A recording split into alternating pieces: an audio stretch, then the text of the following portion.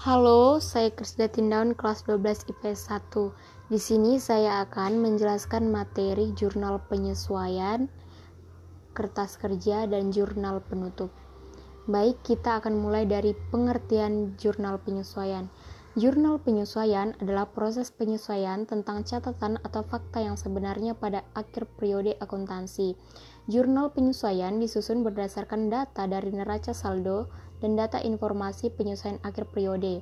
Sedangkan AJP adalah jurnal yang dibuat dalam proses pencatatan perubahan saldo dalam beberapa akun sehingga saldo mencerminkan jumlah yang sebenarnya.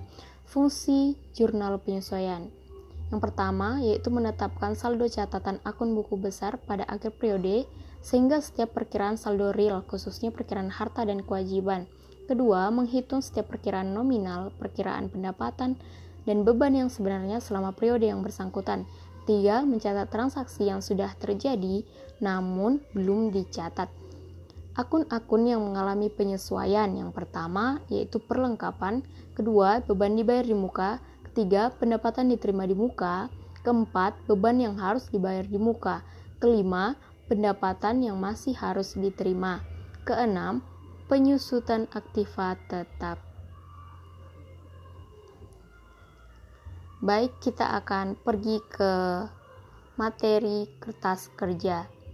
Di sini saya akan menjelaskan pengertian dari kertas kerja itu, tujuan dan fungsinya, serta soal-soalnya. Baik, kita memulai dari pengertian kertas kerja. Kertas kerja adalah suatu daftar atau tempat pencatatan neraca saldo serta penggolongan akun buku besar yang dipergunakan sebagai alat bantu untuk menyusun laporan keuangan. Dikarenakan bentuknya yang dibuat berlajur-lajur, maka kertas kerja sering disebut juga sebagai neraca lajur.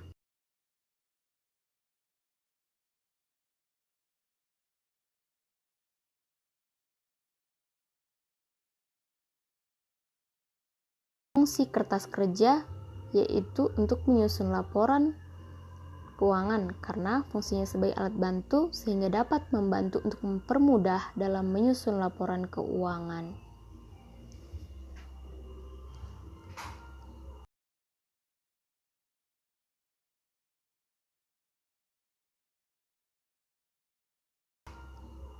Selanjutnya, tujuan kertas kerja yang pertama, membantu atau mempermudah dalam proses menyusun laporan keuangan.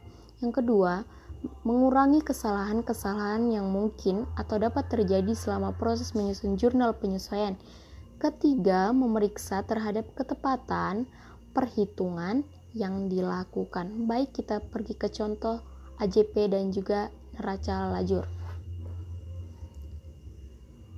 Di sini saya akan menjelaskan sekaligus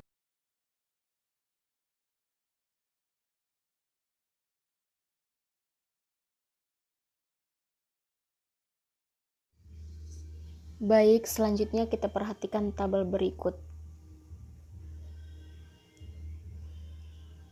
Perusahaan Widodo Kebumen neraca saldo periode 31 Desember tahun 2010. Terdapat 6 akun kas, piutang usaha, perlengkapan kantor, utang usaha, modal prive, beban gaji, beban transport, dan lain sebagainya. Data penyesuaian periode 31 Desember tahun 2010. Yang pertama, persediaan perlengkapan yang masih ada 800.000, sewa yang dibayar selama 1 tahun untuk tanggal 2 November, penyusutan peralatan kantor 2,5% dari harga aslinya, gaji yang masih harus dibayar sebesar 1 juta, pendapatan juga, dan penyelesaiannya yaitu dikurangkan, yaitu AJP yang pertama 1.200.000 dikurang 800 maka hasilnya 400. AJP yang kedua sewa dibayar di muka itu sebesar 3 juta dibagi 12 maka hasilnya 250. Dan yang AJP ketiga itu peralatan kantor dikali persentase tadi maka hasilnya 500.000 dan lain sebagainya. Terlihat di sini neraca lajur sudah dapat kolom-kolom baru dan juga nama-nama akun baru. Jika kurang jelas, teman-teman bisa diulang lagi video tersebut.